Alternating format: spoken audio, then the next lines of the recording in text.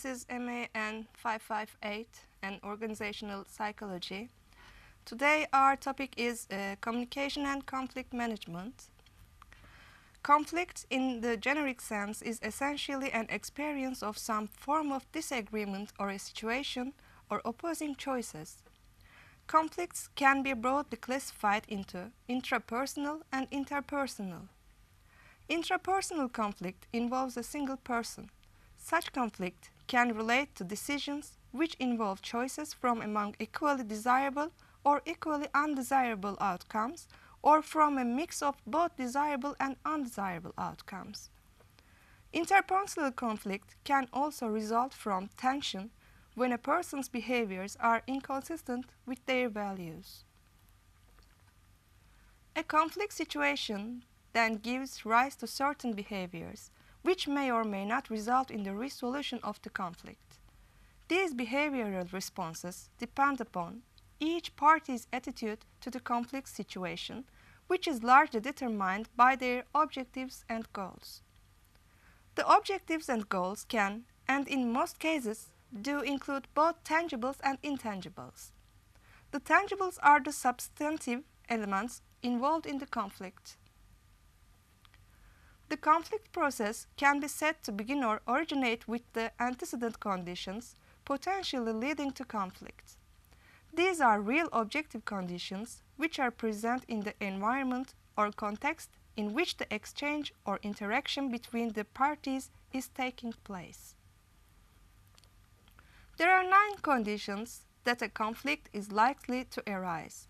These are ambiguous jurisdictions, conflicting interests, communication barriers, dependence of one party, differentiation in organization, association of the parties, need for consensus, behavior regulations, and unresolved prior conflicts. The managerial actions to minimize effects of conditions potentially leading to conflict. Situations of resource shortage are a fertile breeding ground for interpersonal conflicts in organizational. An effective set of actions that promote integrative conflict resolution in these situations would be 1. To clearly and unequivocally state the organization's mission and purpose, and the second, to ensure that all policies, practices, and decisions relating to resource allocations and behavior regulations stem for and are governed by the values and objectives of the stated mission and purpose. In other words, the organization's mission and objectives become the superordinate goals comprising the criteria and principle for resolving the conflict. The faithful adherence to the organization's mission and its frequent communication help to make it salient to the employees and to create a climate in which disagreements are an opportunity to develop creative approaches to achieve the organization's objectives more effectively. There are many ways in which parties deal with or react to a perceived conflict and the feelings and emotions which may be associated with it. We refer to these manifest behaviors in a conflict situation. Most of these behaviors can be discussed in terms of 4 strategies used in conflict. The first one is avoidance, and second one is diffusion, third one is power, and the last one is negotiation. The objective of these strategies is to end or terminate the conflict. First, the avoidance. Behaviors in the avoidance category are the variety of delaying or stalling actions designed to put off confronting the conflict situation in the hope that the conflict will eventually cease to exist. Avoidance behaviors can never lead to a resolution because the issues have not been dealt with, and as a result, the antecedent conditions of the conflict continue to exist. At the best, there is a suppression. There might be satisfactory outcomes for the party engaging in the avoidance behavior, but clearly the other party will not experience the satisfaction. The second one is diffusion. The diffusion category of behaviors also consists of delaying or stalling actions such as those of avoidance category. However, there is a significant difference in the objective. The party resorting to diffusion does so in order to reduce the tension in the situation in the firm belief that dealing with the issues in such a state is not conducive to the resolution of the conflict. Diffusion by itself does not lead to a resolution of the conflict. However, it's a useful device to send a message to the other party that addressing the issues is as calm and as rational as a manner as possible is more likely to get them closer to the resolution. And power. The category of behaviors that use power is also referred to as contending behaviors. It consists of the use of physical and psychological force with the intention of intermediating the opponent into accepting one's demands and thereby achieve one's interests. In general, the use of power doesn't resolve the conflict because the losing party is forced to submit and usually does so unwillingly. On the other hand, it is possible that the party who submits the power tactics does so willingly. Now, even though the losing party doesn't achieve the intended goals, it can happen that they might experience other outcomes, such as a developing or relationship with the opponent which is perceived to be beneficial for the future. Should this be the case, then there is a resolution of the conflict. And negotiation. It's a more effective strategy than avoidance, diffusion, and power use to handle conflict. When parties choose negotiation as a means of ending the conflict, there is an implicit recognition of the dependence on each other and that the outcomes of each can be influenced by the other. The following 6 points must be considered when planning for negotiation. 1. Determine the nature of the conflict relationship. And second, consider the goals, tangible and intangible, involved in the negotiations. And third, develop a negotiation position. 4. Develop information about the opponent's reputation and negotiation style. 5. Prepare arguments for your position and anticipate the opponent's arguments. 6. Decide on the strategy and related tactics you wish to adopt in the negotiations. Negotiation strategy. First one is distributive strategy. Parties who adopt this strategy perceive that their goals are irreconcilable and they are in a fixed pie or zero-sum situation in which one party wins, the other loses. The distributive strategy might seem appropriate under certain conditions. These are: first, the parties believe that it is fair to want and get more than they can justify as their fair share. And second, long-term relationships and one's reputation is not considered to be important. And the last one, the issues involved are not too complex. For these reasons, the distributive strategy and its related tactics are not conducive to a resolution of the conflict. The loser, unless they yield willingly, will see it as an unresolved prior conflict. The loser, unless they yield willingly, will see it as an unresolved prior conflict. Integrative strategy. The integrative strategy in negotiations is also known as the win-win or cooperative bargaining.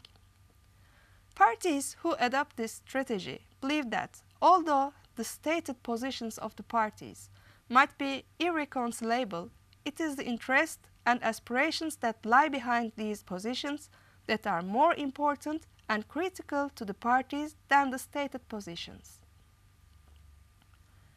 As in any problem-solving process, integrative strategy also involves the 3 major steps.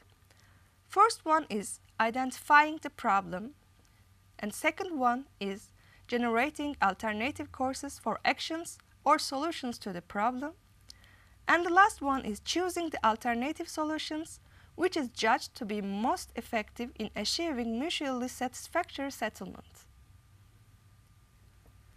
The effectiveness of the conflict resolution strategies we have discussed depends on effective communication between the parties, which is considerably enhanced by their interpersonal communication skills and the mode in which these skills are exercised.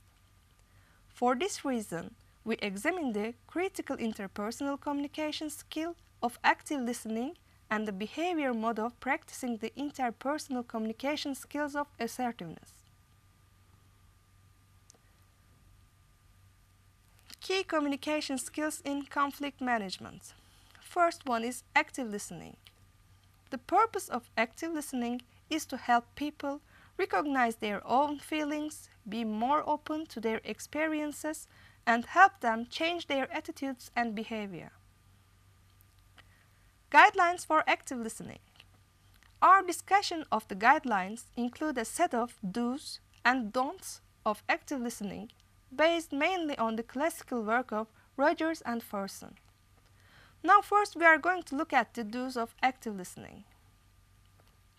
First one is think with instead of for or about the speaker, and listen for total meaning, respond to feelings, test for understanding, assume active listening posture. And the don'ts of active listening: don't give advice, don't evaluate or pass judgment, don't cross-examine the speaker, don't tell about your own experience in a similar situation. Assertive, non-assertive, and aggressive behavior.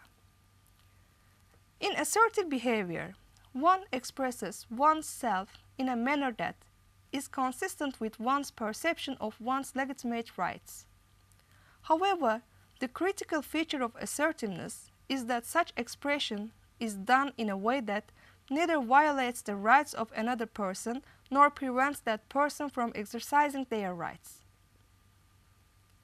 Assertive behavior can take a variety of forms: expression of one's opinions, preferences, needs, or feelings. It also includes nonverbal behavior such as eye contact, facial expressions, gestures, or voice inflection, and so on. Non-assertive behavior.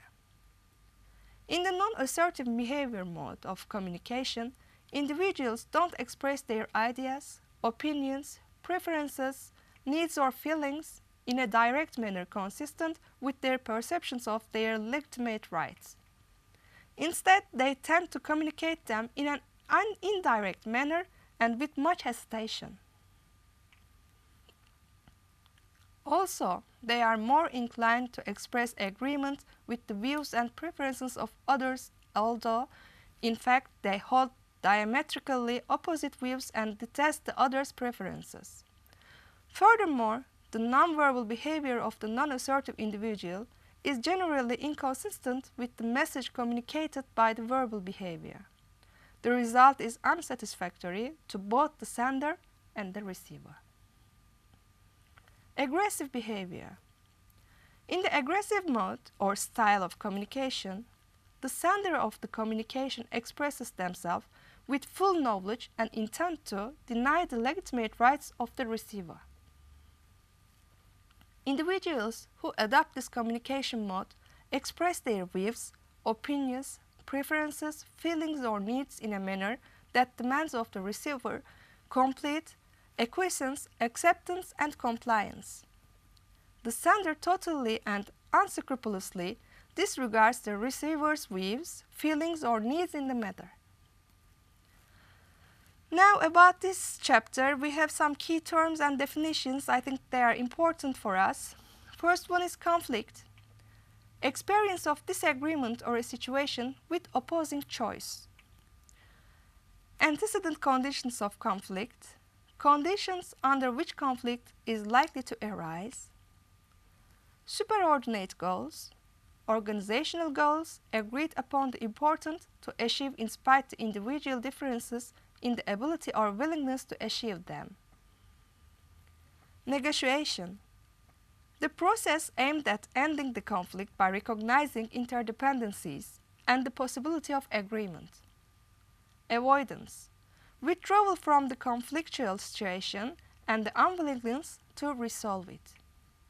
Diffusion, delaying or stalling actions to resolve the conflict. And active listening, attentive listening with the aim of acknowledging the problem, understanding its causes, and helping the person to find a solution. Next lesson, we will talk about leadership and the role behaviors. Thank you.